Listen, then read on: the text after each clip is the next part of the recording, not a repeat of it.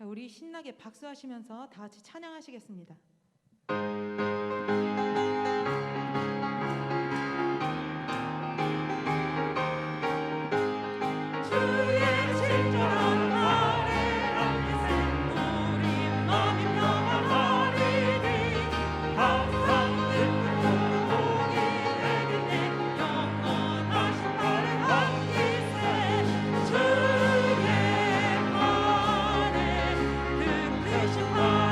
함께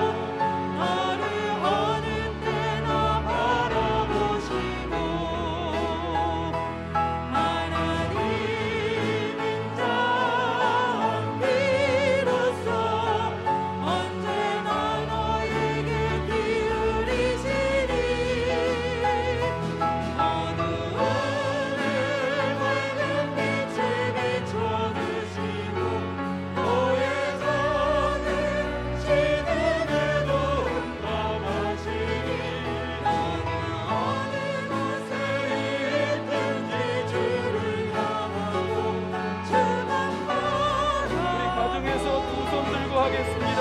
하나님 사랑의 눈으로 하나님 사랑의 눈으로 너를 어느 때나 바라보시고 하나님 자비로서 언제나 너에게 기울이시니 어두움에 밝은 빛을 비춰주시고 너의 적은 신음에도 응답하시니 너는 어느 곳에 있든지 주를 향하고 주만 바라볼지라. 다시 한번 하나님 하나님 사랑의 눈으로 너를 어느 때나 바라보시고 하나님은 자비로서 언제나 너에게 기울이시니 어두움에 밝은 빛을 비춰주시고 너의 작은 신음에도 응답하시니 너는 어느 곳에 있든지 주를 향하고 주만 바라볼지라. 우리 함께 동성으로 기도하겠습니다. 가정에서 기도하십시다. 사랑의 아버지 하나님, 우리가 영상으로이지만 부흥성회를 맞이하여 둘째 날 이 밤에도 또 가족들이 둘러 함께 하시고 속도원들끼리 둘러 함께 하시니 감사합니다.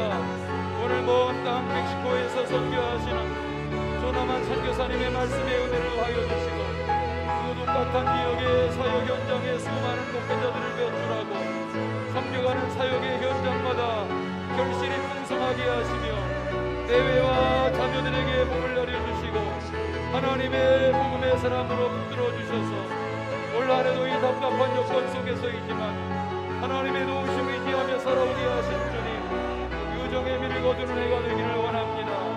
일터에서 가정에서 분주하게 달려온 사랑하시는 성도들에게 이 밤 시간에 은혜 내려주시고 말씀에 풍성한 은총을 더하여 주옵소서. 주님, 우리로 하여금 에베네스의 은혜를 감사하며 여호와의 언약의 말씀을 믿고 나아가게 하시고 기도의 용사요 말씀의 용사가 되게 하시며 이 환경에서도 믿는 자의 수를 더해갈 만한 그런 은혜의 나날이 되기 원합니다. 하나님 역사하시고 은총을 베풀어 주시옵소서.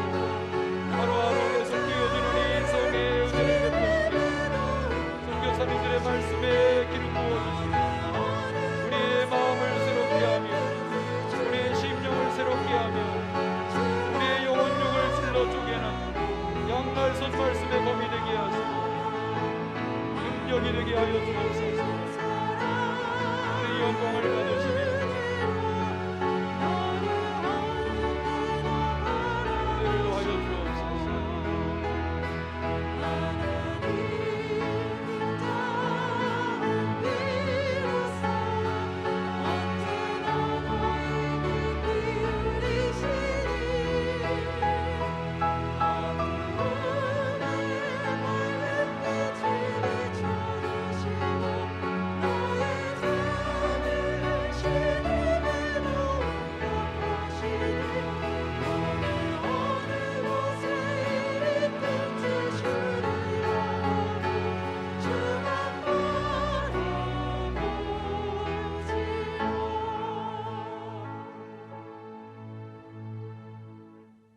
할렐루야. 오늘 성회의 둘째 날인 10월 6일 밤입니다. 이 조나만 선교사님은 멕시코에서 30여 년 가까이 선교해 오시는 우카탄 지역에, 우카탄 지역은 하와이의 미국 이민 1세대와 함께 남미의 멕시코 지역의 사탕수수 밭에 가서 자리 잡았던 그런 우리 한인들의 후예들이 교포로 지내기도 하고 하는 땅입니다. 열악한 여건에 나라인데 그곳에서 많은 목회자들, 신학생들 배출하고 또 두 아드님이 대를 이어서 선교를 해 가시는 그런 가정이신데 오늘 영상으로 말씀 전하실 텐데 큰 은혜의 밤이 되시기를 바랍니다. 여러분 가정에서 이렇게 교회에서 만나 뵙지 못하지만 가정에 둘러 앉아서 영상으로 대하시는 이 말씀의 자리에 주님이 함께 하시기를 바랍니다. 복된 밤 되십시오. 네, 안녕하세요. 멕시코 유카탄에서 선교하고 있는 조남환 선교사 인사드립니다. 그동안 또 늘 잊지 않고 기도해 주시고 후원해 주셔서 이렇게 잘 감당하고 지내고 있습니다. 이 자리를 빌어서 여러분에게 감사 인사를 드리고 오늘 말씀을 시작을 하겠습니다. 우선 성경 읽겠습니다. 성경은 누가복음 16장 1절부터 9절까지입니다. 누가복음 16장 1절부터 9절입니다.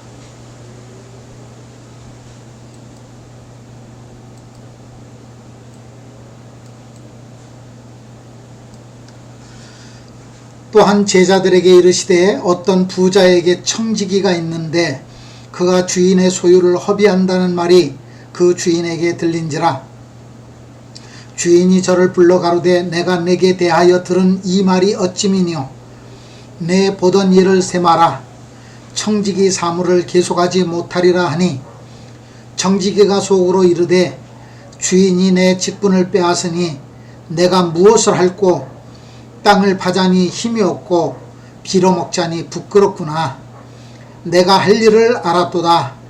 이렇게 하면 직분을 빼앗긴 후에 저희가 나를 자기 집으로 영접하리라 하고 주인에게 빚진 자를 낱낱이 불러다가 먼저 온 자에게 이르되 내가 내 주인에게 얼마나 졌느냐. 말하되 기름 100마리니이다. 가로되 여기 내 증서를 가지고 빨리 앉아 50이라 쓰라 하고 또 다른 이에게 이르되 너는 얼마나 졌느냐. 가로되 밀 100석이니이다. 이르되 여기 내 증서를 가지고 80이라 쓰라 하였는지라. 주인이 이 옳지 않은 청지기가 이를 지혜 있게 하였으므로 칭찬하였으니 이 세대의 아들들이 자기 시대에 있어서는 빛의 아들들보다 더 지혜로움이니라. 내가 너에게 말하노니 불의의 제물로 친구를 사기라. 그리하면 없어질 때에 저희가 영원한 처소로 너희를 영접하리라. 아멘. 오늘 주제는 불의의 제물로 친구를 사기라. 그러면서 누가복음 16장 1절부터 9절에 있는 말씀을 좀 묵상하는 그런 시간을 갖겠습니다. 오늘 말씀을 통해 조명해 드리겠지만 선교사는 사실 후원 때문에 살고 기도 때문에 부르심의 무게를 감당하며 살아가는 존재들입니다. 오늘 본문의 청지기는 주인의 것이 마치 자신의 것인 양 함부로 허비하다가 쫓겨나게 됩니다. 그의 문제는 주인의 것이 마치 자신의 것인 양 착각하고 살았다는 것입니다. 저는 선교사니까 늘 말씀을 읽으면서 선교사인 저에게 주님이 주시는 말씀으로 읽고 묵상합니다. 선교사는 자신이 잘나서 존재하고 사역할 수 있는 것이 아니라 교회와 성도님들의 눈물과 헌신이 함께 어우러져 세워가는 존재입니다. 그리고 이 모든 것은 하나님의 것입니다. 주인의 것이죠. 우리는 그저 그 소유를 맡아 관리하고 잘 사용해야 하는 청지기입니다. 청지기는 청지기의 위치를 정확히 파악하고 그 자리에 머물러야 합니다.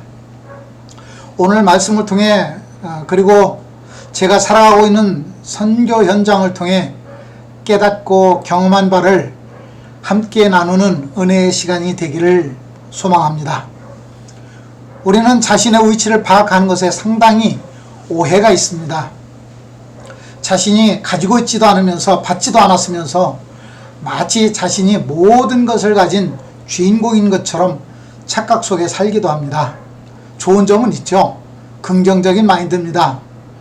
그러나 단점은 다른 사람을 무시하고 그냥 자기 마이웨이 그렇게 가는 경향이 좀 있습니다. 반면에 하나님께서 많은 것들을 주셨는데 자신은 아무것도 가지고 있지 않은 것처럼 살아가는 이들도 있습니다. 매사가 부정적이죠. 그러다 보니 늘 불만족스럽고 불평하고 사랑할 줄 모르고 감사할 줄 모르고 살아갑니다. 오늘 잠깐 영상을 보시면서 그런 선입견을 조금은 벗겨냈으면 좋겠습니다. 정말 우리는 하나님께로부터 아무것도 받지 못하고 살아가는 것일까요?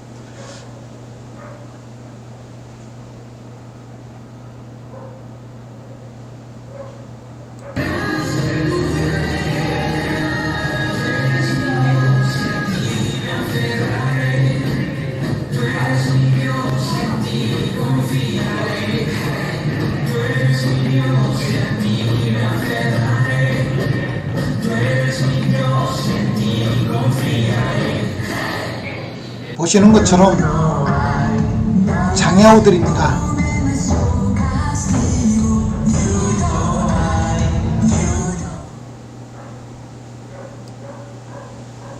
이 선교팀은 휴스턴에서 오는데 매년 옵니다.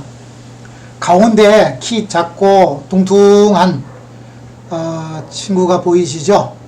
이 친구는 다운 증후군을 가지고 있는 장애우입니다. 그렇지만 비행기를 타고 이 유카탄까지 와서 자기의 사랑을 나누고 예수님의 말씀을 증거하는 데에 한 몫을 잘 감당하고 있습니다.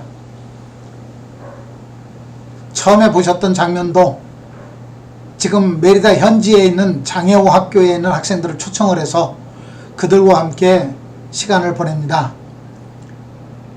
처음에는 우리가 그들을 초청해서 대접해드리고 좀 좋은 격려의 시간이 됐으면 좋겠다 그렇게 시작을 했는데 이 학생들이 이 장애우들이 빈손 들고 오지 않습니다. 자기들이 배우면서 만들었던 빵, 과자 이런 것들을 잔뜩 담아 갖고 와서 같이 나눠 먹기도 하고 또 선물로 나눠주기도 합니다. 어떻게 보면 받기를 너무 좋아하고 줄 모르는 멕시코 기독교인들이 배워야 되는 그런 모습이 아닌가 싶기도 합니다. 거꾸로죠. 우리는 이 장애우들이 편견을 가지지 않고 자기들의 일을 감당하고 즐거워하고 행복해하는 모습 그리고 그것을 함께 나눠가는 모습을 보면서 오히려 우리가 은혜를 받습니다. 무엇이 부족할까요? 자신이 하나님께 받은 은사나 재물이 너무 초라한가요? 그렇습니다. 초라하지요. 이는 남들과 늘 비교를 하다 보니 그렇습니다. 비록 장애를 안고 살아가는 그런 친구들이지만 그래도 하나님께 감사하고 다른 이들을 사랑하고 보살피고 싶어하는 마음은 결코 초라한 것이 아닙니다. 옆에서 함께하는 우리가 이들을 통해 더 많은 것들을 배우고 있습니다. 선교 30년 동안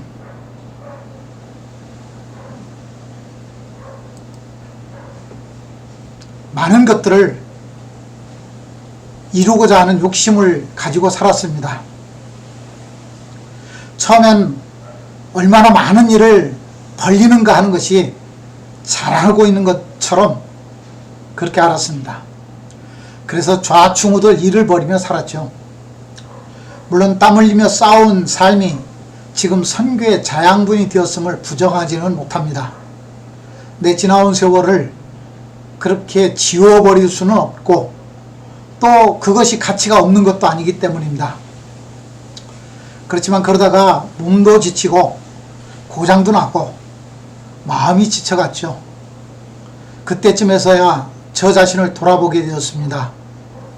차라리 지금 죽는다면 별 문제가 아닐 겁니다. 그냥 죽으면 되니까요. 근데 더 많은 세월을 살아가며 사역을 해야 한다면 다시 한번 길을 점검해야 했습니다. 내가 가고 있는 이 길이 잘 가고 있는 길인지 혹은 은퇴할 쯤에서야 깨닫고 후회하게 될지 참 궁금했습니다. 그래서 처음부터 내 사역을 돌아보며 점검하기 시작했습니다. 물론 돌아보니까 내 삶을 복귀하는 일은 복잡하지 않습니다. 저는 세상에 대해서 알지 못합니다. 돈 버는 방법도 모르고 그럴 능력도 없고 정치도 모르고 그저 멕시코에서 거기서도 비행기 한 번을 더 타야 도착할 수 있는 유카탄 시골에서 선교하며 그냥 살아온 삶이니까 별로 점검할 부분도 없다고 생각을 했습니다. 그런데 아주 중요한 문제를 놓치고 있었습니다. 내 삶에는 나 자신만이 아니고 내와 함께 연결된 많은 사람들이 있었다는 겁니다. 나 혼자가 아니라는 사실이죠. 선교사인 저로부터 영향을 받고 성장해가는 많은 사역자와 후보자들이 있습니다. 내가 길이요 진리요 생명이라고 주님 말씀하셨습니다. 길입니다. 길. 그런데 이 길은 얼마나 멋있느냐가 중요한 게 아닙니다. 바른 길을 걸어야 합니다. 정확한 방향으로 걸어야 합니다. 그래야 종착지에서 기다리시는 주님을 만날 수 있습니다. 내가 얼마나 많은 일들을 벌였느냐가 중요한 게 아니고 내가 바른 길을 걸어가고 있느냐가 훨씬 더 중요하다는 거죠. 그래서 버리던 사역들을 과감하게 좀 아깝고 아쉽지만 정리할 필요를 느꼈습니다. 그 중에 하나가 한인 후예들과 함께하는 사역이었습니다. 혹시 방송을 보신 분들도 계실지 모르겠지만 2005년 멕시코 한인 이민 100주년 기념 행사까지 제가 이들과 함께 달렸습니다. 사실 유카탄에서 선교를 하도록 인연을 만들어준 분들이 한인 후예들이었습니다. 이들 때문에 멕시코 시티에서 차를 타고 22시간을 달려 이곳까지 왔고 10여 년 이상을 이들과 함께 사역했습니다. 이들은 1905년에 이곳 네네켄 농장주와 주지사 연합의 초청으로 이민을 왔던 이민 개척자들입니다. 일간에서는 노예로 팔렸다고 하지만 그렇지는 않습니다. 하기야 그때는 이들이나 고국에서 살았던 분들이나 상황이 다르지 않았을 것입니다. 모두가 힘들었던 시기입니다. 100주년 행사를 통해 한국에도 많이 알려지고 여기저기 관심을 갖는 분들 그리고 선교사들도 있었기에 조금은 쉽게 내려놓을 수 있기는 했습니다. 그때까지는 사역의 절반에 해당했는데 내려놓았습니다. 제가 방문해서 사역을 했던 마을들이 나중에 계산을 해보니까 한 80여 곳이 됩니다. 작은 곳은 100여 명, 많은 곳은 5만 명이 넘어가는 마을입니다. 돌아보면 참 많이도 돌아다녔다는 생각이 듭니다. 한 번씩 스치고 지나간 마을이 아닙니다. 연속 사역을 벌이던 곳들입니다. 그때는 무조건 열심히만 하면 되는 줄 알았습니다. 그러다 제 자신을 돌아보니까 좀 초라했습니다. 가진 게 많지도 않고 백도 없었고 돈도 없고 능력도 따라가지 못했습니다. 그러니까 능력은 없는데 일은 왕창 벌린 그런 꼴이 됐습니다. 한 가지라도 내가 잘할 수 있는 것을 해야 하지 않을까 하는 생각이 들었습니다. 그래서 다 내려놓고 목회자들을 돕고 양육하는 이 사역을 중심에 두고 사역 전체를 재편하기 시작했습니다. 목회자 양육 사역은 처음부터 했었지만 벌써 역사가 한 25년 됐습니다. 그동안은 여러 사역 중에 하나였습니다. 이제는 사역의 중심이 되었고 이 길이 제가 가야 하는 길임을 압니다. 저는 한국에서 목회를 하다가 선교사로 파송을 받았습니다. 처음에는 멕시코시티에 있는 조그마한 한인교회로 파송을 받아 사역을 시작했습니다. 목회를 한 거죠. 그러나 얼마 지나지 않아서 심각한 고민이 왔습니다. 목회를 위해 선교사가 되었다면 차라리 한국에서 그냥 목회를 하고 있었을 걸. 사역하던 교회를 떠나 새로 옮긴 사역의장이 단지 장소만 한국에서 멕시코로 달라졌다면 뭔가 많이 손해를 본 느낌입니다. 장기 금식을 하면서 이 질문에 대한 답을 하나님께 구했습니다. 그리고 깨달았습니다. 하나님께서 저를 멕시코로 선교사로 부르신 이유는 따로 있다는 겁니다. 하나님이 정말 필요해서 부르셨는데 저는 그 길을 찾지 못하고 방황하고 있었습니다. 그 방황 중에 목회라고 제대로 되겠습니까? 그래서 결국은 멕시코시티에는 한인교회를 사임하고 유카탄까지 내려오게 됩니다. 그런 결단과 각오가 쉽게 이루어지지는 않았습니다. 그리고 처음 만났고 시작하게 된 한인 후손들을 위한 사역이 하나님께서 내게 맡긴 절대 사명인 줄 알았습니다. 정말 열심히 했죠. 그러나 필요한 사역이긴 했지만 절대는 아니었습니다. 교회 개척에 대한 요구와 유혹도 많았습니다. 교회 개척을 하면 후원을 해주겠다고 하는 교회도 있었습니다. 현지 교회에서도 자기 교회 목회를 해달라고 요청도 있었습니다. 그렇게 받아들이고 사역을 했으면 어느 나 모든 것이 지금보다 훨씬 좀 부드러울 수도 있습니다. 그렇지만 현지인 교회 개척은 사람이나 인종이나 다를 뿐 역시 목회라고 하는 것은 같습니다. 어떤 분은 교회 목회를 하면서 사역자들을 위한 양육도 하면 되지 않겠느냐 그렇게 말씀하십니다. 문제는 제 자신이 그럴 만한 역량이 안 된다는 겁니다. 한 가지도 제대로 감당하기 어려운데 어느 문제도 사실 극복하기 어려운 난제입니다. 외국인이라는 문화적 갭도 장애물입니다. 그보다 더 큰 이유가 있습니다. 현지 사역자들이 선교사를 바라보는 시선입니다. 이들은 선교사가 자신들의 경쟁자가 되는 것을 원하지는 않습니다. 도움은 주지 않을지라도 경쟁자는 되지 말라는 거죠. 목회를 하면 같은 경쟁자가 됩니다. 같은 경쟁자가 아닌 불공정 경쟁자가 됩니다. 선교사들은 외부 후원을 입고 교회를 개척합니다. 그런데 현지인들은 어렵게 개척하고 생계를 유지해야 되고 조금씩 성장해가는 그런 과정을 받습니다. 그런 목회자들이 볼 때에 선교사들이 하는 개척은 상대적인 박탈감을 느끼도록 합니다. 따라서 현지인 사역자들을 위한 사역을 하거나 교회 사역을 하거나 둘 중에 하나를 선택해야 했습니다. 많은 시행착오 후에야 내 자신이 해야 할 일을 깨닫게 되었습니다. 답은 멀리 있지 않았습니다.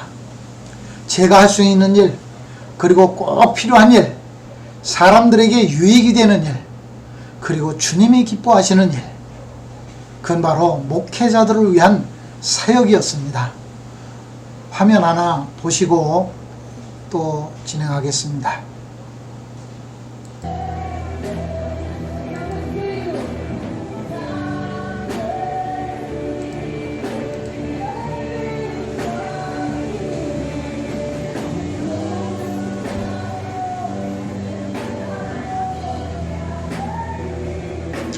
예, 이 모습은 목회자 후보자들을 콜링하기 위한 사명자를 위한 초청 수련회가 됩니다.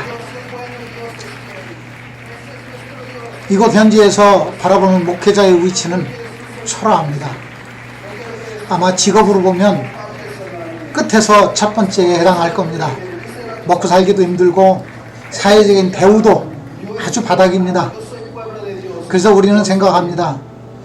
조그만 여유가 있어도 일반 학교를 가서 자기 직장을 벌어먹기 위한 직장을 선택할 수 있는 그런 공부를 하기를 원합니다. 그래서 우리는 젊은이들 중에는 목회자가 되겠다고 헌신하는 사람이 없을 줄 압니다. 근데 보십시오. 얼마나 많은 젊은이들이 목회자를 꿈꾸며 헌신을 하는지, 부름에 응답하기 위해 헌신하는지 압니다. 이거는 뭔가 많이 가지고 있고의 없고의 문제가 아닙니다. 헌신의 문제입니다.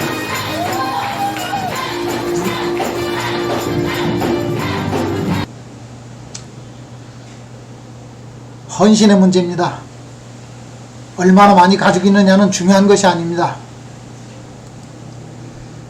자신의 일생을 하나님 앞에 헌신하기를 원해서 모여서 함께 기도하고 부름에 응답하는 그런 젊은이들이 많이 있는 한 멕시코의 기독교의 미래는 어둡지 않습니다. 사역을 좁혔습니다. 그리고 대상을 좁혔습니다. 우선순위를 시골에 있는 마야인들의 마을에서 목회하고 있는 그 목회자들, 마야인 목회자들의 포커스를 맞추기 시작했습니다. 다 감당하면 좋죠. 근데 제가 그를 다 감당할 만한 능력이 없습니다. 역량이 안 됩니다. 도시권에서 목회하고 있는 목사들은 그래도 교육을 받을 기회가 어느 정도는 있습니다. 시골에서 목회하는 목사님들은 상대적으로 환경이 더 열악합니다. 교회가 자립할 가능성은 거의 없습니다. 영원한 미자립이죠. 인구가 5천 이상 되는 마을이라면 가능성이 있는데 30년 정도 걸려야 교회의 모습이 갖추어집니다. 제가 관심을 가지고 양육 기회를 제공하려고 하는 목회자들은 마야인 목회자들입니다. 이곳은 1521년에 시작된 스페인 정복 정책에 의해 지배를 받게 되었습니다.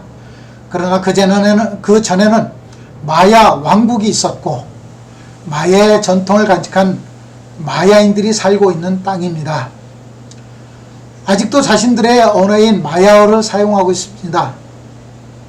젊은이들은 스페인어가 강세이지만 태어나서 마야 언어를 사용하다가 학교에 다니면서 스페인어를 주로 사용합니다. 지금은 학교에서 마야 언어 클래스를 교과 과정에 넣어 가르치고 있습니다. 목회자들은 스페인어와 마야어 두 가지 언어를 구사해야 합니다. 그래야 목회를 할 수 있습니다.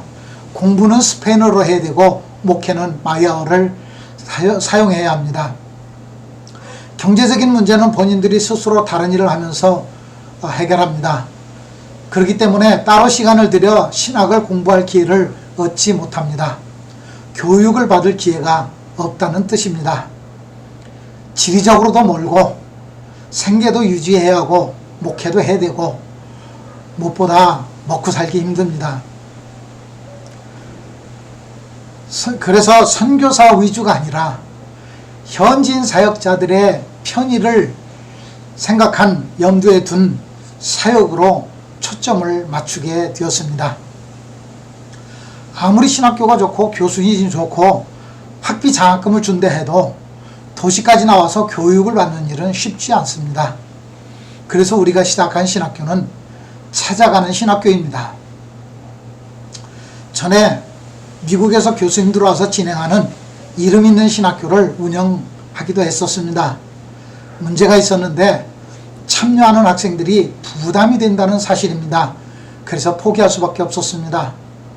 장학금을 주고 수업에 참석하면 숙식 전체를 해결해 주면서 좋은 강사진을 통해 교육을 했는데도 학생을 모집하기 너무 어려웠습니다. 22명 데리고 시작했는데 2년 후에 11명 남았고 결국 4년 과정에 11명 졸업했습니다. 많은 투자를 했지만 결과는 그렇게 됐습니다. 지금은 그렇게 많은 투자를 하지 못합니다. 그래도 1년에 40명씩은 졸업을 합니다. 지금 찾아가는 신학교는 제가 학생을 모집하지 않아도 현재 사역자 리더들이 모집을 합니다. 찾아가는 신학교이다 보니 경비도 많이 줄일 수 있습니다. 학생들이 등록금을 내지만 부담되지 않은 작은 비용만 받고 있습니다. 그리고 형식보다는 내용에 초점을 맞추었습니다. 다른 신학교에서 어떤 과목을 가르치는지에 관심을 두지 않고 우리가 이곳에서 필요한 것, 그리고 현지인 목회자들이 급하게 요청되는 것들 중심으로 교과 과정을 재편을 했습니다. 이제 고민은 어떻게 하면 더 좋은 내용으로 이들에게 영향을 줄 수 있을까 합니다. 한국이나 미국에서 운영하는 신학교처럼 많은 과목을 가르치면 좋겠지만 현실은 그렇지 못합니다. 그래서 방향을 성경 중심으로 재편을 하게 됐습니다. 신학교지만 전체 과목의 80%를 성경 과목으로 배정했습니다. 이제 새 학기를 시작했습니다. 오늘 또 이 시간 끝나면 수업을 해야 됩니다. 직접 대면으로 수업할 수 없어서 우리도 영상으로 서로 마주보면서 수업을 합니다. 아직은 초기라서 점검 과정을 거치는 중이지만 정착하면 이 방법도 괜찮겠다는 생각입니다. 누군가에게 영향력을 행사하고 가르치고 이끌어가는 리더는 늘 방향 점검을 해야 합니다. 그것이 리더인 제 역할이고 선교사인 제 역할이고 하나님께서 저를 이 땅에 선교사로 부르신 이유입니다. 좌충우돌하던 시간이 주님을 떠나 있었다고 말할 수는 없습니다. 늘 곁에 있었다고 믿고 있습니다. 그러나 그렇게 일을 많이 벌이는 것보다 올바르게 주님을 향해 걸어가는 것이 더 중요하다는 사실을 깨달았습니다. 영상 하나 더 보시고 또 진행을 하겠습니다.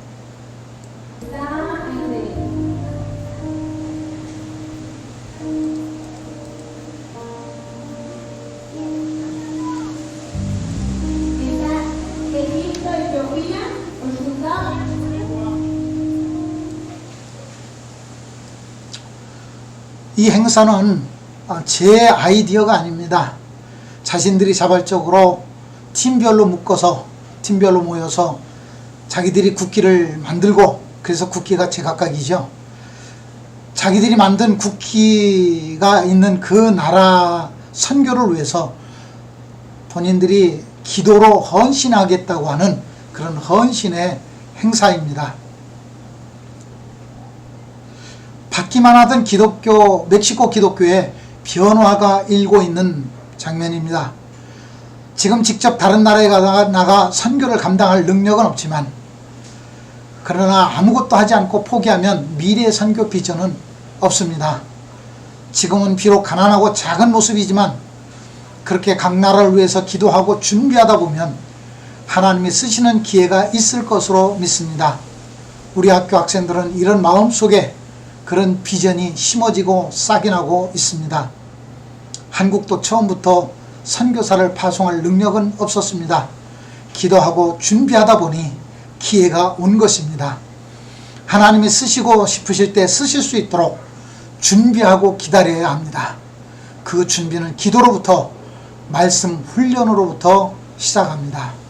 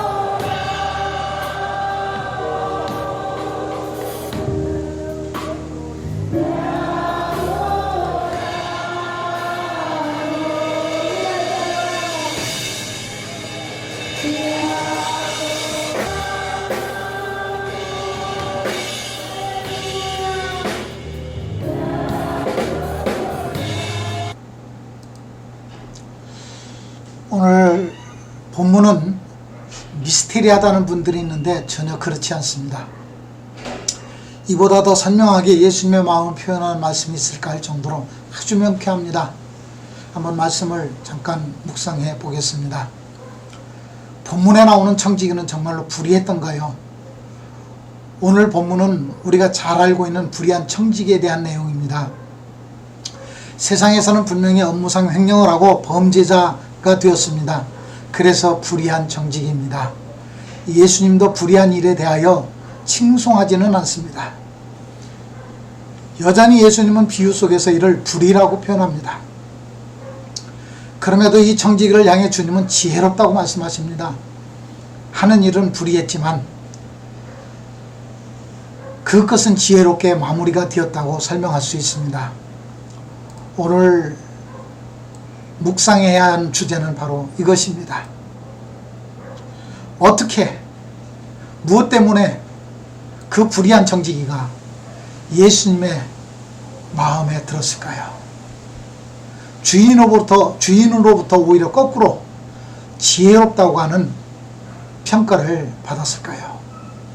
이게 오늘 우리가 함께 생각하고 묵상해야 되는 그런 주제입니다.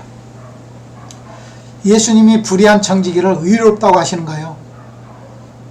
그렇지 않습니다. 의롭다고 하신 것이 아니라 지혜롭다고 하십니다. 지혜롭다는 평가는 긍정적인 표현이죠.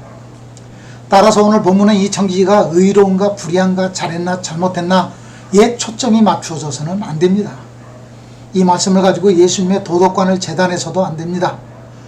예수님의 평가가 불의한 일에 대한 면죄부를 주었는가에도 초점이 맞춰지면 안 됩니다. 말씀의 초점은 이것입니다.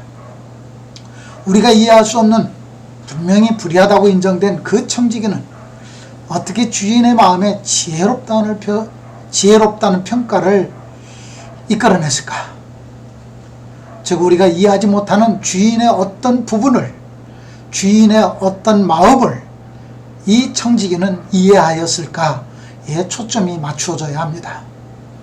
우연히 어쩌다가 주인의 마음에 드는 행동을 하게 되었을까요? 아니면 진짜로 이 청지기는 지혜로운 사람이었을까를 생각해 봅니다. 진짜로 지혜로운 사람이었으면 처음부터 자기 관리를 잘해서 쫓겨나지 않고 그냥 그 자리에 계속 있어야 합니다. 지혜라고 칭찬을 받을 수 있었던 행위는 그래서 우연도 아니고 진짜로 지혜로워서도 아닐 것입니다. 지혜는 다만 자신의 위치를 깨닫는 순간, 그 한순간 찾아온 은혜에 기인합니다.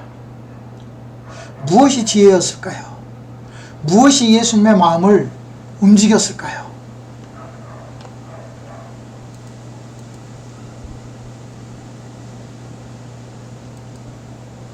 이를 이해하기 위해서는 전제 조건이 있습니다. 즉시로 퇴장을 당한 것이 아니고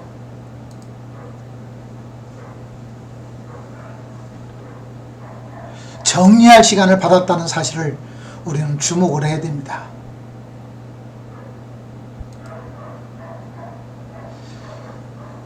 죽기 전에 자신의 삶을 정리할 시간과 기회를 받았다고 이해하면 됩니다. 이런 기회를 받을 수 있다면 이 또한 은혜요 감사한 일입니다. 이제 마지막 기회라고 생각하면 정말 무엇을 해야 할까요? 이를 받아들이고 자신의 할 일을 깨달았을 때 그는 지혜에 한 발 다가서게 되었습니다. 그 지혜의 시발점은 자기를 깨닫는 것입니다. 자기가 누구인가? 거품이 빠진 실제의 자신을 바라보게 되었습니다. 그동안은 주인의 재물로 호가호위하며 살았을 것입니다. 마치 자신이 주인인 것처럼. 그런데 주인의 빽이 사라진 자신은 거지와 같음을 깨달았습니다. 오늘 본문은 이렇게 말합니다. 땅을 파자니 힘이 없고 빌어먹자니 부끄럽구나. 자신이 누구인가? 무엇을 가지고 있는가? 능력은 무엇인가? 은사는 있는가? 소명은 받았는가? 사명은 무엇인가? 위선이 아닌 진실한 마음으로, 진실한 눈으로 자신을 바라보고 점검하고 평가해야 합니다. 그는 쫓겨날 때가 되어서야 자신을 돌아보게 되었습니다.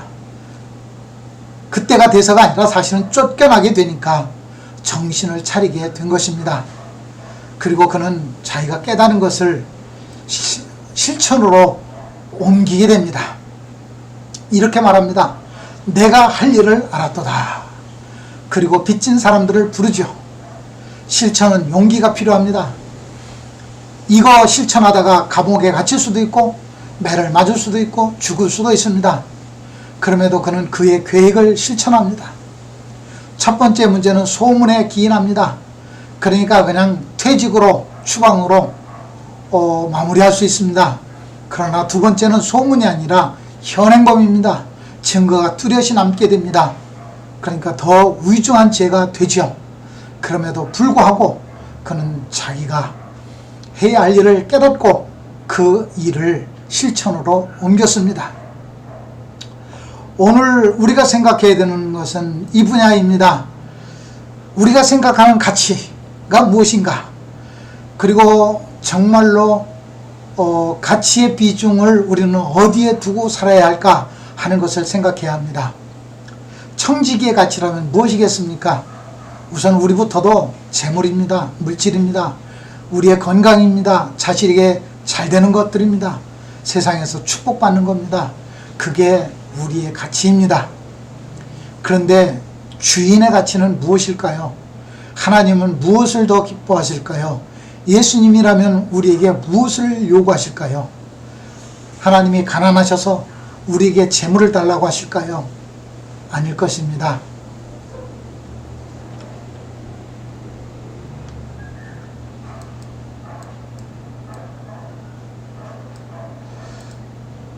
청지기는 주인의 재물로 사람들의 마음을 사서 주인에게 돌렸습니다. 그는 주인이 비중을 두고 있는 가치가 소유보다는 재물보다는 명예에 있음을 알았을 것입니다. 오랫동안 그 밑에서 일을 했으니까 그 마음을 어느 정도는 읽었겠죠. 그런데 문제는 자기 것이 아니라는 겁니다. 그 주인의 것을 가지고 마음껏 사용해서 오히려 횡령을 해서 그래서 그는 이익을 얻었고 그리고 주인에게는 명예를 영광을 돌려드렸습니다. 정말 하나님이 우리에게 주신 것 내 것 아니지 않습니까? 내 것이 아닌 것이기 때문에 내 것이 아니기 때문에 불의한 재물이라고 말합니다. 내 것이면 불의가 아니죠. 그래서 하나님은 어차피 네 것이 아니니 내 것을 가지고 내게로 돌려라 그렇게 말씀하시고 있지 않을까요? 오늘 우리는 이것을 깨닫게 됩니다. 또 하나 생각하는 것은 정말 불의가 무엇이었는가 하는 겁니다. 오늘 1절에 보면 그가 주인의 소유를 허비한다는 말이 그 주인에게 들린지라. 여기서는 재물이라고 말하지 않고 소유라고 말했고 소유를 허비한다고 표현을 했습니다. 소유는 재물만을 의미하지 않는 것 같습니다. 그렇게 재물을 많이 허비했으면 그 청지기의 개인 금고에 재물이 쌓여 있어야 하지 않을까요? 그는 자신은 빌어먹자니 부끄럽다고 말합니다. 거지가 되었다는 뜻입니다. 주인이 그동안 사적으로 모은 돈을 모두 빼앗았기 때문일까요? 조금 난해하긴 합니다. 그런데 본문은 청지기가 그의 재물을 허비한다는 소문으로 쫓아냅니다. 이해되지 않는 부분은 이 정도 소문이 돌 정도면 뒤로 재물을 쌓아놓았을 터인데 그는 당장 생계 걱정을 하고 있습니다. 주인이 청지기를 불러놓고 이제 내 인생 졸업해야 하니 정리하라 말씀하고 계십니다. 퇴직을 준비하라는 것입니다. 우리에게는 이렇게 말씀하십니다. 죽음을 준비하라. 즉시 퇴출이 아니라 새말 기간, 정리할 기간을 주신 것입니다. 마지막 기회를 주신 것이죠. 감사한 일입니다. 암이나 중병에 걸려 사형 선고를 받는다면 참 참담한 마음일 것입니다. 그래서 어떤 병원에서는 의사들은 본인에게 이 사형 선고를 내리지 않고 가족에게만 비밀을 얘기를 합니다. 그러나 말을 하는 것이 우리 기독교인에게는 정당하지 않을까 싶습니다.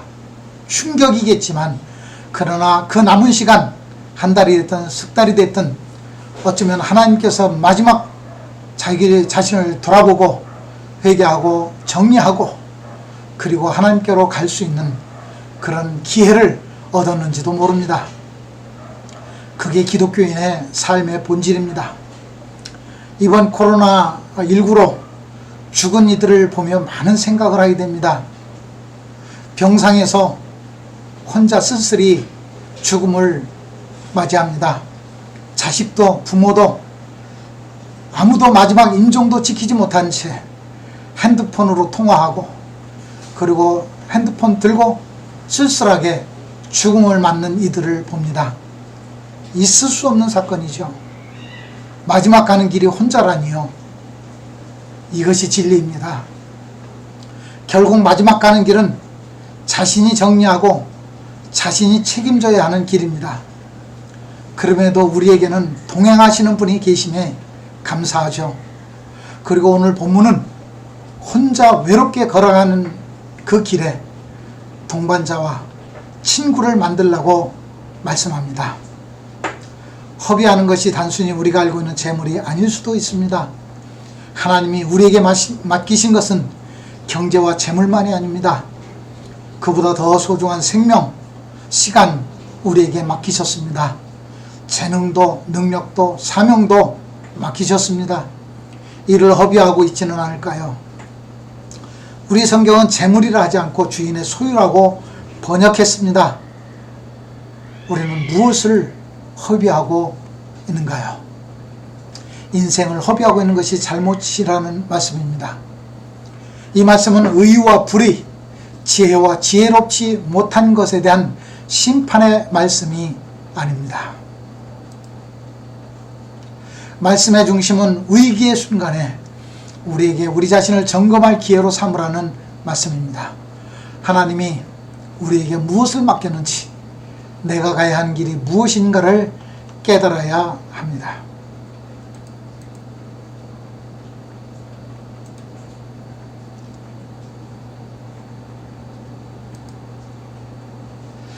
불의한 재물로 친구를 사귀라.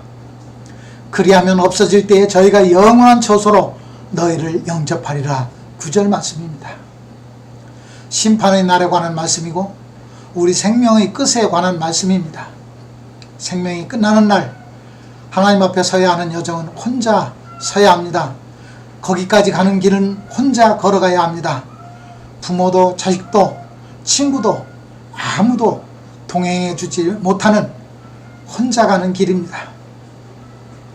그러나 주님은 우리에게 불의의 재물로 세상에 살아있는 동안에 기회를 활용하여 친구를 사귀라, 선을 쌓으라고 말씀하십니다. 어차피 내 것이 아니지 않느냐. 하나님 아버지의 것을 마음껏 활용하여 세월을 허비하지 말고 이 땅에서 하늘의 보물을 쌓으라고 말씀하십니다. 그리하면 혼자 가야 하는 그 길, 죽음의 길에 동반자가 되어 친구가 되어 하나님 앞에 설 때까지 함께 한다는 말씀입니다. 좀 사진 몇 장 좀 보시고 얘기를 하겠습니다.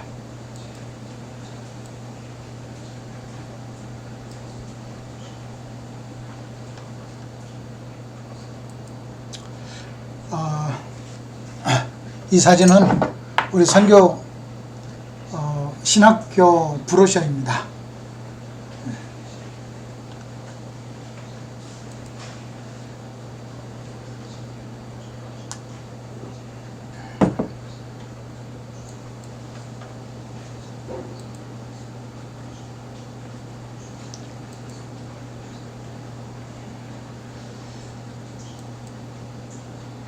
보시는 것처럼 한 장소가 아닙니다. 저희 신학교는 20곳에 나누어져 있습니다. 이렇게 좀 학생이 많은 곳도 있고 좀 적은 곳도 있습니다.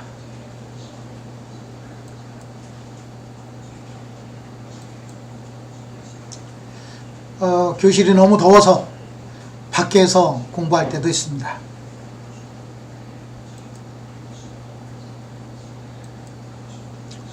우리 유카탄 지도이고 점이 찍혀 있는 모든 곳에 우리 신학교가 퍼져 있습니다.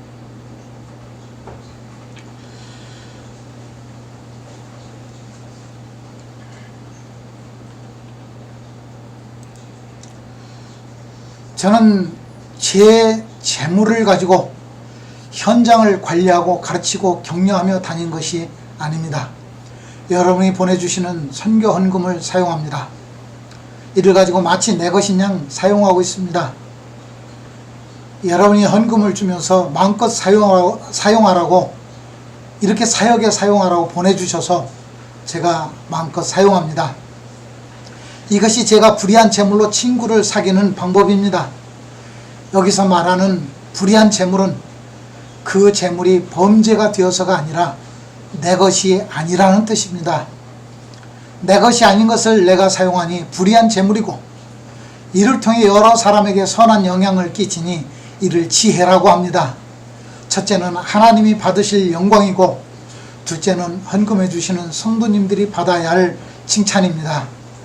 오늘 본문은 구원하는 방법에 대한 말씀이 아닙니다. 구원은 예수 그리스도를 믿는 믿음으로만 가능합니다. 우리는 이 땅에 와 살지만 여행자요 이방인이라고 말합니다. 우리에게는 돌아가야 할 곳이 있습니다. 아브라함은 고향을 따라온 지 65년이 지난 시점에도 여전히 하란을 향하여 자기가 자기 고향이라고 고백을 합니다. 저는 멕시코에서 보낸 세월이 30년인데 아직도 한국을 향해서 내 고향이고 내 고국이라고 말합니다. 죽을 때까지 바뀔 수 없을 것입니다. 생각해보면 그저 나그네 인생입니다. 우리의 삶, 우리의 죽음 모두 이 여행의 과정입니다. 혼자 걸어야 하는 고독한 길입니다. 고독하기에 광야의 길이라고 합니다. 그러나 하나님이 우리에게 주신 기회를 통해 우리는 여행의 동반자, 선한 친구를 사귈 수 있습니다. 인생길이 외롭지 말라고, 좌절하지 말라고, 너무 힘들어서 포기하지 말라고 예수님께서 우리에게 좋은 친구를 소개해 주셨습니다. 광야를 걸어가는 나그네입니다. 그 나그네 길이 친구 덕분에 결코 외롭지는 않을 것입니다. 그 친구를 사귀는 것은 우리에게 주신 주님의 은혜입니다. 이 청지기가 불의한 이유는 그가 마음껏 사용한 모든 소유가 자신의 것이 아니었기 때문입니다. 자신의 것을 자신이 허비할 때 불의라고 하지는 않습니다. 저에게 대입을 해봤습니다. 저는 선교사입니다. 평생 제가 돈을 벌어 사용한 것이 아니고 교회와 사랑하는 성도님들의 헌금으로 살아왔습니다. 이 모든 것을 내 것처럼 사용하며 살아가고 있고 사역하고 있습니다. 그렇지만 어느 날 갑자기 주님은 부르셔서 계산을 하게 될 것입니다. 주님이 맡겨주신 소유를 허비하지는 않았는지, 헌금, 맡겨주신 시간, 재능, 은사, 사명 모두 포함하여 말씀합니다. 어떻게 하는 것이 하나님이 주시는 소유들을 허비하지 않고 잘 관리할 수 있을까에 대한 고민을 하며 살아갑니다. 어떻게 하면 내 것이 아닌 하나님의 것들을 사용하여 내 인생의 가장 소중한 친구를 만들 수 있을까? 아니면 만들 수 있을까? 만들어 가고 있을까? 하는 고민입니다. 예수님은 참 다정하신 분입니다. 우리가 걸어가는 이 길이 외로울까봐, 힘들까봐, 고독할까봐 함께 동행하며 즐거운 여행을 하라고 친구를 만드는 방법을 소개해 주셨습니다. 오늘 본문의 중심은 이것입니다. 우리를 위한 예수님의 사랑이고 은혜입니다. 혼자 외롭게 살아가지 말고, 혼자 외롭게 죽음의 길을 걸어가지 말라고 동행할 친구를 소개해 주셨습니다. 이것이 하늘의 비밀입니다. 비밀이 깨닫는 자에게만 열립니다. 그것도 내 것 아니고 내 것 가지고 힘들게 만드는 것이 아니라 하나님이 내게 주신 것을 활용하여 만들 수 있는 쉽고 명쾌한 해답을 주셨습니다. 정리합니다. 오늘 본문의 말씀을 통해 우리에게 은혜를 베풀기 원하시는 주님의 마음을 이해해야 합니다. 주님은 우리를 심판하시기 위해 또는 잘했네 못했나 평가하기 위해 이 말씀을 하신 것이 아닙니다. 우리에게 주신 은혜와 은사들을, 삶과 시간들을 허비하지 말고 오히려 이들을 활용하여 아름다운 삶을 살아가라고, 행복하게 살아가라고 말씀하고 계십니다. 인간적인 바람이 하나 있습니다. 인간적인 욕심이 하나 있습니다. 지금도 있습니다.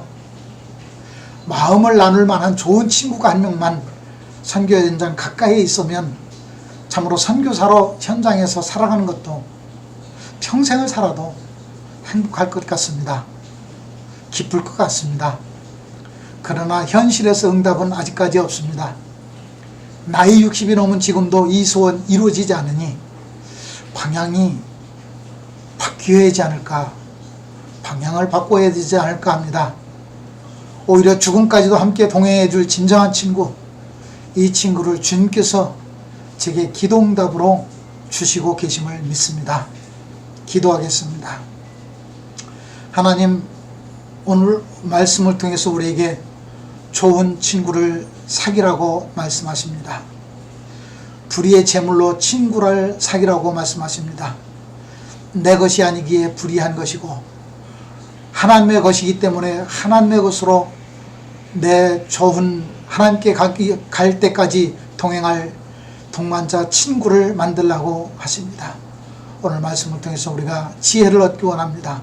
이 지혜를 얻고 용기를 얻어서 우리 일생에 영원한 좋은 친구를 만들어가는 복된 삶이, 행복한 삶이 될 수 있도록 하나님 축복해 주시고 이끌어 주옵소서. 예수님의 이름으로 기도합니다. 아멘. 감사합니다. 네, 오늘 성회의 둘째 날 가정에서 예배 잘 드리셨습니까? 우리 멕시코 우카탄 지역의 조나만 선교사님 사역 현장에 10몇 년 전에 방문한 적이 있고 그곳에서 말씀 집회도 갔고 또 침례식도 행한 적이 있고 한데 오늘 이렇게 먼 나라에서 영상으로 우리에게 말씀 전해주신 것 감사합니다. 우리 멕시코의 조나만 선교사님 우리 감사 박수 한번 하겠습니다. 감사합니다. 자, 우리 621장 찬양하라 내 영혼아 찬송하시고 드리신 가정에서의 예물 위하여 기도하고 축도로 마치겠습니다.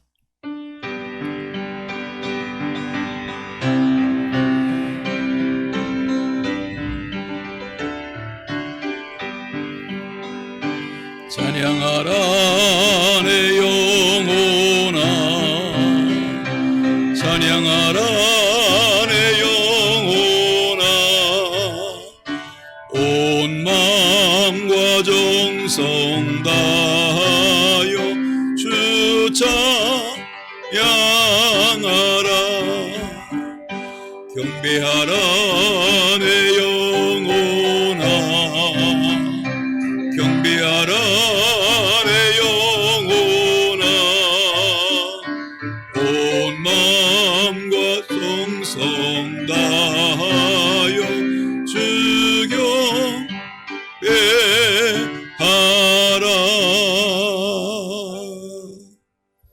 하나님, 성회의 둘째 날 우리가 가정에서 가족들과 둘러앉아 말씀성에 참여하게 하신 것 감사합니다. 이 밤에 준비하여 드려지는 예물을 받으시옵소서. 우리 먼 땅에 남미의 멕시코에서 오래도록 삶을 다 바쳐 충성하는 우리 조나만 선교사님 대회분과 그 자녀 후손들에게 복을 내려주시고 사역의 현장에 풍성한 은혜 더하여 주시기를 소원합니다. 하나님, 계속 되어질 이 말씀성회에 시간을 구별하게 하시고 가정마다 주님께서 고넬료의 가정에 베드로를 통하여 성령이 말씀으로 임재함과 같이 우리의 마음을 만져주시며 우리의 가정을 세워주시옵소서. 이제는 우리 주 예수 그리스도의 은혜와 하나님 아버지의 사랑과 성령의 함께 하심이 이제로부터 영원히 함께 하시기를 간절히 축원하옵나이다. 아멘.